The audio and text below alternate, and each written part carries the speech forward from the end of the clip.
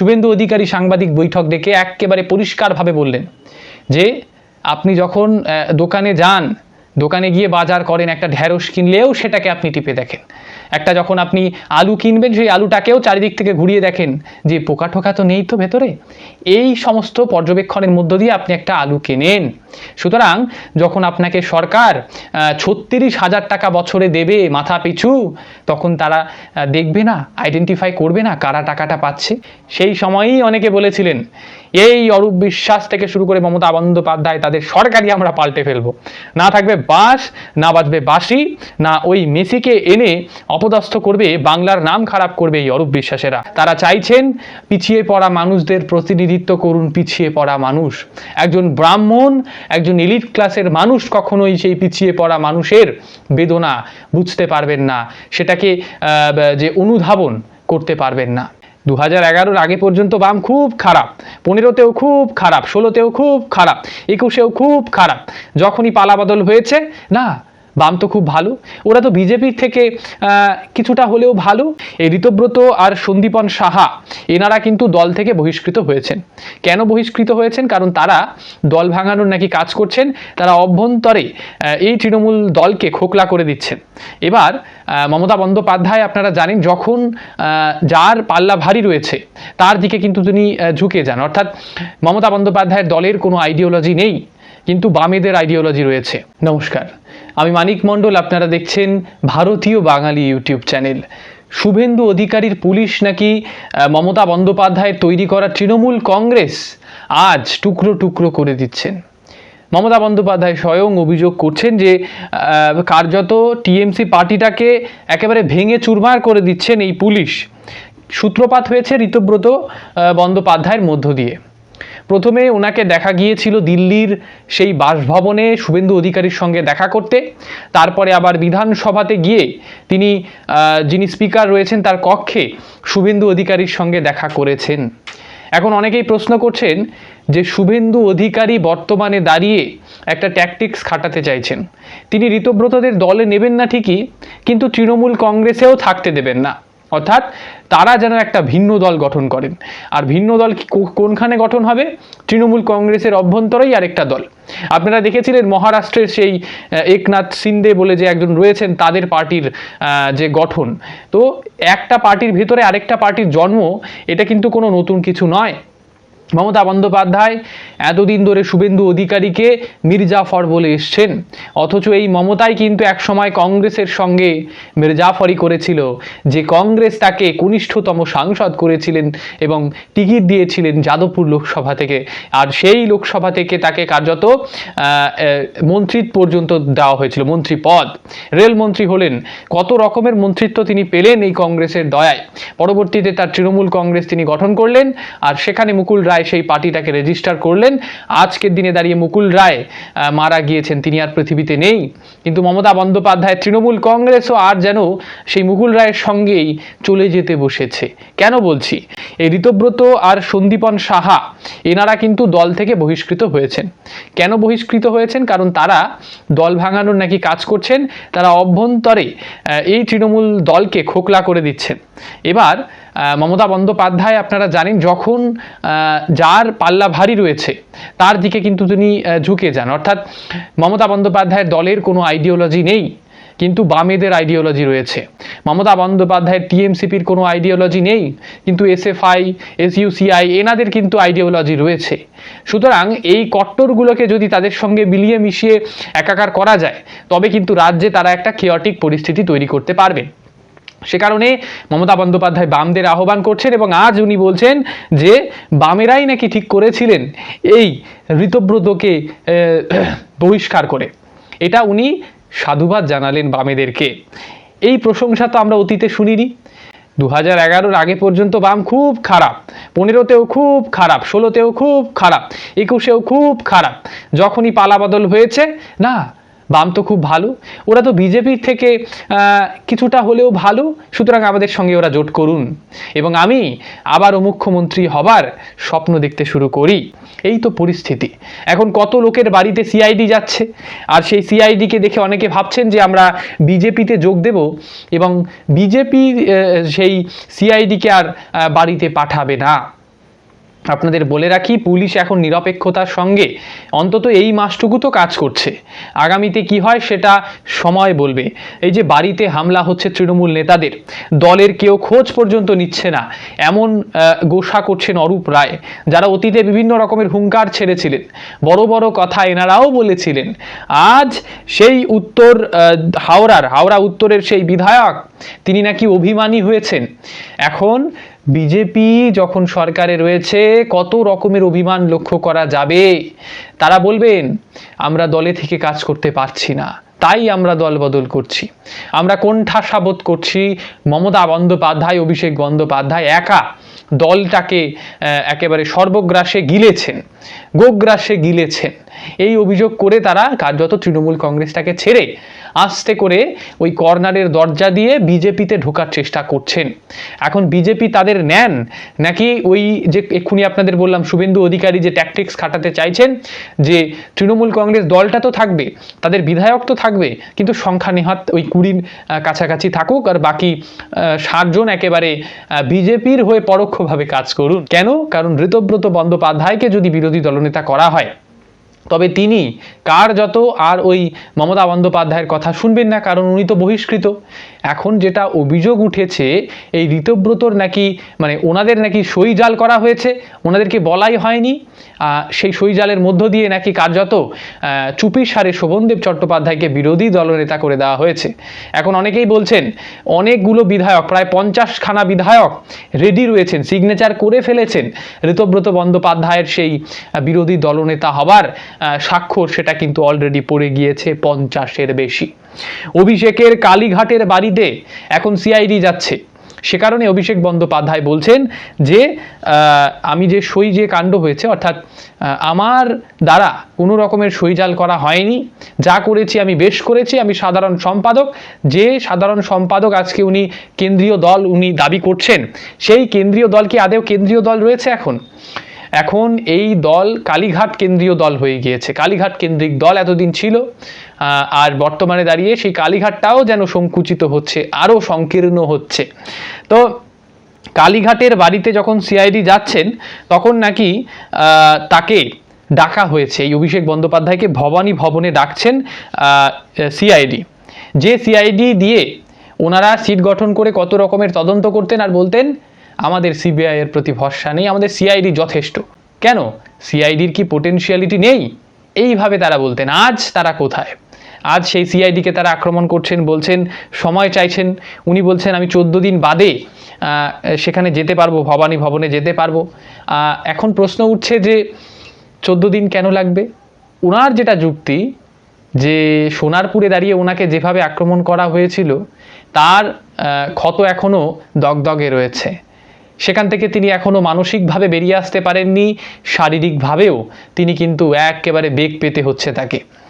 তো এই সমস্ত কারণ উনি দেখাচ্ছেন ঠিকই, কিন্তু আজ সোমবার 35 জন নতুন মুখ লক্ষ্য করা গেল। বিধানসভাতে দাঁড়িয়ে তারা শপথ গ্রহণ করলেন। কেউ পূর্ণ মন্ত্রিত্ব পেলেন, কেউ প্রতিমন্ত্রীর দায়িত্ব পেলেন, কেউ আবার কনিষ্ঠতম মাত্র 30-32 বছর বয়সে দাঁড়িয়ে মন্ত্রিত্ব পেয়ে গেলেন। সেই বিরাজ বিশ্বাসের কথা বলছি, করণদিঘির বিরাজ বিশ্বাস। বলা ভালো, কাকদ্বীপের দীপঙ্কর জানা থেকে শুরু করে কুমার গ্রামের মনোজ ওরাও, এনাদের সকলের প্রতি নজর দিয়েছে বঙ্গ বিজেপি। আর 27% বিধায়ক কার্যত উত্তরবঙ্গ থেকে নেওয়া হয়েছে। একবার বুঝুন, 27%, এটা কিন্তু নেহাত কম কিছু নয়। যদি কম্প্যারিজন করেন, আপনি যদি বলেন এখন যে 50% নেওয়া উচিত, এটা কিন্তু একটা যুক্তিসঙ্গত কথা হবে না। কারণ আপনারা জানেন, যখন মমতা বন্দ্যোপাধ্যায়ের সরকার ছিল, সেই সময় দাঁড়িয়ে গুটি কয়েক প্রতিমন্ত্রী এই উত্তরবঙ্গ থেকে নেওয়া হয়েছে। তার মধ্যে একজন ছিলেন সত্যজিৎ বর্মন, সেই হাফ প্যান্ট মিনিস্টার, তাকে বাড়িয়ে রাখা হয়েছিল। কোনো রকমের কাজ করতেন না, শুধুমাত্র তাকে একটা গাড়ি দেওয়া হয়েছিল আর সান্ত্বনা পুরস্কার দেওয়া হয়েছিল। তো এর 27% যদি দেখি আমরা, তবে 11 জনের মতো করে নেওয়া হয়েছে এই উত্তরবঙ্গ থেকে। আর আজকে যারা এসেছিলেন শপথ গ্রহণ করতে, তারা সকলেই ড্রেস কোড একেবারে ওই ধুতি পাঞ্জাবি পরিহিত অবস্থায় তারা বিধানসভা চত্বরে গিয়েছেন। আপনারা জানলে অবাক হবেন, আজকের দিনে দাঁড়িয়ে যে মন্ত্রিসভা গঠিত হয়েছে তাতে কিন্তু ব্রাহ্মণ্যবাদের ছোঁয়া নেই। সেই যে মমতা বন্দ্যোপাধ্যায়, যে চক্রবর্তী বন্দ্যোপাধ্যায়, তারপরে ওই ধরুন গাঙ্গুলি, আরও রয়েছে যে সমস্ত ব্রাহ্মণদের উপাধ্যায়, বিভিন্ন রকমের ব্রাহ্মণ সম্প্রদায়ের মানুষদেরকেই, এলিট ক্লাসের মানুষদেরকেই কিন্তু মন্ত্রিত্বই মমতা দিয়েছেন। সেই ব্রাহ্মণ্যবাদের আজ অবসান ঘটেছে। আজ মুখ্যমন্ত্রীও ব্রাহ্মণ নয়, আর যারা মন্ত্রী হয়েছেন তাদের মধ্যে অধিকাংশই ব্রাহ্মণ নয়। আপনাদের কয়েকটা টাইটেল বলি: মাহাতো, মুর্মু, বেরা, বাউরি, প্রামাণিক, মাঝি, বর্মন, দাস, কীর্তনিয়া, কিস্কু, আদিবাসী সম্প্রদায়। এনারা সকলেই আদিবাসী রয়েছে, কেউ রয়েছেন রাজবংশী, কেউ রয়েছেন মতুয়া সম্প্রদায়ের অন্তর্ভুক্ত। অর্থাৎ পিছিয়ে পড়া মানুষদেরকে অন্তর্ভুক্তিকরণের যে দায়ভার সেটা কিন্তু বিজেপি নিয়েছেন। তারা চাইছেন পিছিয়ে পড়া মানুষদের প্রতিনিধিত্ব করুন পিছিয়ে পড়া মানুষ। একজন ব্রাহ্মণ, একজন এলিট ক্লাসের মানুষ কখনোই সেই পিছিয়ে পড়া মানুষের বেদনা বুঝতে পারবেন না, সেটাকে যে অনুধাবন করতে পারবেন না। সুতরাং যারা অনুধাবন করতে পারেন, যারা সেই যে দুর্দিন যারা দেখেছেন, তাদেরকেই দায়িত্ব দেওয়া হয়েছে। কতটা কি কাজ হয় আগামীতে সেটা বাংলার মানুষ অবশ্যই দেখবে। কিন্তু এই যে সেই মহুয়া দেবীদের মতো গড়গড় করে ইংরেজি বলা সেই মহিলা বা সেই ধরনের কোনো পুরুষকে কিন্তু দায়িত্ব দেওয়া হয়নি। একেবারে প্রান্তিক গ্রামের মহিলা থেকে শুরু করে পুরুষদেরকে দায়িত্ব দেওয়া হয়েছে। এমনও মহিলাকে মন্ত্রিত্ব দেওয়া হয়েছে যিনি লোকের বাড়িতে কাজ করতেন, আবার এমনও মহিলাকে দায়িত্ব দেওয়া হয়েছে যিনি কার্যত ফ্যাশন ডিজাইনার, আবার কেউ ডাক্তার। তাহলে এই যে মন্ত্রিসভাকে কসমোপলিটন বানায় এই বিজেপি, একজন সাধারণ কর্মীকে মন্ত্রী বানায় এই বিজেপি। আপনারা কজন শুনেছিলেন কৌশিক চৌধুরী বলে যে ব্যক্তিটির উদয় হয়েছে তার নাম? তিনি কখনো প্রচারে আসেনি। একজন সাধারণ কর্মীকে বিজেপি টিকিট দিয়ে ফেললেন রায়গঞ্জ থেকে, করণদিঘি থেকে একজন অ্যাডভোকেট যিনি সদ্য এবিভিপি করতেন, সেই এবিভিপি করা বিরাজ বিশ্বাসকে টিকিট দিয়ে দেওয়া হলো। তারপরে ওই ধরুন কালিয়াগঞ্জে একজনকে টিকিট দেওয়া হয়েছে, তিনি আবার রামকৃষ্ণ মিশনের মহারাজ। সুতরাং একেবারে সমস্ত বর্গের মানুষদেরকে নেওয়া হয়েছে। তৃণমূল কংগ্রেসের মতো নয় যে বেশি পয়সা দিতে পারবে, যেটা মদনবাবু বলেছিলেন, আমরা ওই 40 লাখ টাকা, 50 লাখ টাকা, 1 কোটি টাকা দিতে পারি না, তাই আমরা মন্ত্রিত্ব পাই না। দেখুন, অ্যারেস্ট হওয়ার আশঙ্কায় আগে ভাগেই মেসি কাণ্ডে আগাম জামিন চাইছেন প্রাক্তন মন্ত্রী অরূপ বিশ্বাস, যিনি কার্যত মেসিকে নিজের ভাইয়ের ছেলে ভাবছিলেন, নিজের মাসির ছেলে ভাবছিলেন। সে কারণে কখনো গলায় হাত দিয়ে তাকে নিয়ে যাওয়ার চেষ্টা করছেন, তার কোমরে হাত দিচ্ছেন যেন তার ছোট ভাই হয়। সেই ফুটবলার যেন আর ফুটবলার নেই। তিনি পশ্চিমবঙ্গের কাটমানি খাওয়া তৃণমূল নেতার কাছে একেবারে ওই নিম্ন স্তরের মানুষ হিসেবে বিবেচিত হয়েছিল। আর তিনি কোথাও না কোথাও প্রচারে আসতে চেয়েছিলেন যে উনি মেসির সঙ্গে রয়েছেন মানেই সাধারণ যারা যুবক যুবতীরা রয়েছেন, যারা জেনজি রয়েছেন, তারা তাকে বাহবা দেবেন। আজ তিনি আর বাহবা পাচ্ছেন না, তিনি সেই সময়ও বাহবা পাননি। সেই স্টেডিয়ামের কি অবস্থা করেছিলেন সমর্থকেরা, যারা মেসিকে একবার সচক্ষে দেখতে পারেননি। সেই সময়ই অনেকে বলেছিলেন এই অরূপ বিশ্বাস থেকে শুরু করে মমতা বন্দ্যোপাধ্যায়, তাদের সরকারই আমরা পাল্টে ফেলবো। না থাকবে বাঁশ, না বাজবে বাঁশি, না ওই মেসিকে এনে অপদস্থ করবে, বাংলার নাম খারাপ করবে এই অরূপ বিশ্বাসেরা। এখন তো আর মন্ত্রী নেই এই অরূপ বিশ্বাস, তিনি কার্যত ঘরে লুকিয়ে রয়েছেন, ঘর থেকে বেরোতে ভয় পাচ্ছেন। আপনারা এও জানেন সোনারপুরে দাঁড়িয়ে নাকি অভিষেক বন্দ্যোপাধ্যায় ডিম গিলেছিলেন, কেউ নাকি আবার পাথর ছুঁড়েছেন। সেই পাথর ছোড়াকে কন্ডেম করছি, প্রতিবাদ জানাচ্ছে, কিন্তু ডিম তো উনি গিলেছেন অনেকেই বলছেন। তো ডিম গেলার পরে যে 5 জনকে অ্যারেস্ট করা হয়েছিল তাদেরকে জামিন মঞ্জুর করে দিল আদালত। এই জামিন মঞ্জুরি দেখে এইটুকু হলেও অভিষেক বন্দ্যোপাধ্যায়ের একটু ভয় কিন্তু জন্মাবে। কেন? কারণ আদালত, স্বয়ং আদালত এনাদের যে জামিন সেটা কিন্তু মঞ্জুর করেছে। সুতরাং আপনি বলতে পারবেন না পুলিশি ব্যবস্থা এটা করেছে, এক্ষেত্রে আইন একেবারে কারোর পক্ষে হচ্ছে, কখনো নয়। এটা আদালতের সিদ্ধান্ত। আর তারাই তো বলেন আদালত আমাদের মাথার উপরে, আদালতের রায় আমরা একেবারে মাথায় পেতে নিয়ে থাকি। কুণাল ঘোষ তো চাকরি দেবার ক্ষেত্রে বারংবার এই বাহানাটা করেছিলেন, আইনি জটিলতা রয়েছে, তাই আমরা এসএসসি কন্ডাক্ট করতে পারছি না, আমরা ইন্টারভিউতে ডাকতে পারছি না, আইনি জটিলতা রয়েছে। আজ সেই আইনি জটিলতার কারণে 5 জন জামিন পেয়ে যাচ্ছেন। কি বার্তা যাচ্ছে আপনারা সবই বুঝতে পারছেন, আর খোলাখুলিভাবে কিছু বলছি না। এখন অন্নপূর্ণা যোজনার 12 পাতাকে কেন্দ্র করে মাকু এবং সেকুরা মাঠে নেমে পড়েছেন। কার্যত একেবারে তাদের যে ভাত তারা কিন্তু আর গিলতে পারছেন না, জল দিয়ে গিলছেন। আগের প্রতিবেদনে আপনাদের বলছিলাম, শুভেন্দু অধিকারী সাংবাদিক বৈঠক ডেকে একেবারে পরিষ্কারভাবে বললেন যে আপনি যখন দোকানে যান, দোকানে গিয়ে বাজার করেন, একটা ঢ্যাঁড়স কিনলেও সেটাকে আপনি টিপে দেখেন। একটা যখন আপনি আলু কিনবেন, সেই আলুটাকেও চারিদিক থেকে ঘুরিয়ে দেখেন যে পোকা ঠোকা তো নেই তো ভেতরে। এই সমস্ত পর্যবেক্ষণের মধ্য দিয়ে আপনি একটা আলু কেনেন। সুতরাং যখন আপনাকে সরকার 36,000 টাকা বছরে দেবে মাথা পিছু, তখন তারা দেখবে না, আইডেন্টিফাই করবে না কারা টাকাটা পাচ্ছে। তো আইডেন্টিফাই করার পেছনে অনেকগুলো কারণ রয়েছে। গতবারের যে সরকার, অতীতের মমতা বন্দ্যোপাধ্যায়ের বিলুপ্তির পথে যাওয়া তৃণমূল কংগ্রেস সরকার, তারা প্রায় 30 লক্ষ ভুয়ো যারা ক্যান্ডিডেট রয়েছেন, ভুয়ো যারা ভোক্তা রয়েছেন, প্রকল্পের ভোক্তা 30 লক্ষ।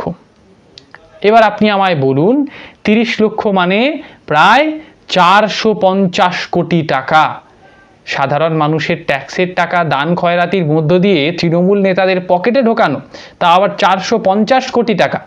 ইয়ার কি হচ্ছে?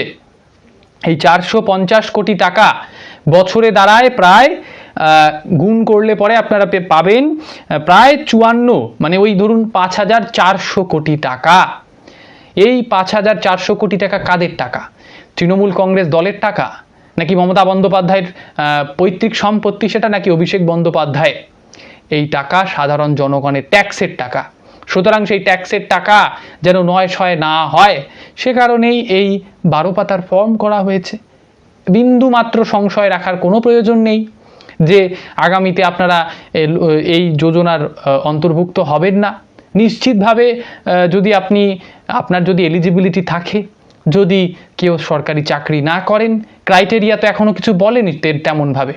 সুতরাং কারা ছাঁটাই হচ্ছে তা সেটা আগামী দিনে দেখা যাবে। আগেই মাকু এবং সেকুরা প্রচার করতে শুরু করে দিয়েছেন, আপনারা পাবেন না, এইভাবে প্রচার করছেন। যাই হোক, আপনারা এই বিষয়ে কী ভাবছেন নিশ্চিতভাবে কমেন্ট বক্সে লিখে জানাতে ভুলবেন না। চ্যানেলে নতুন হলে চ্যানেলটিকে সাবস্ক্রাইব করে বেল আইকনটি প্রেস করবেন। আপাতত অসংখ্য ধন্যবাদ।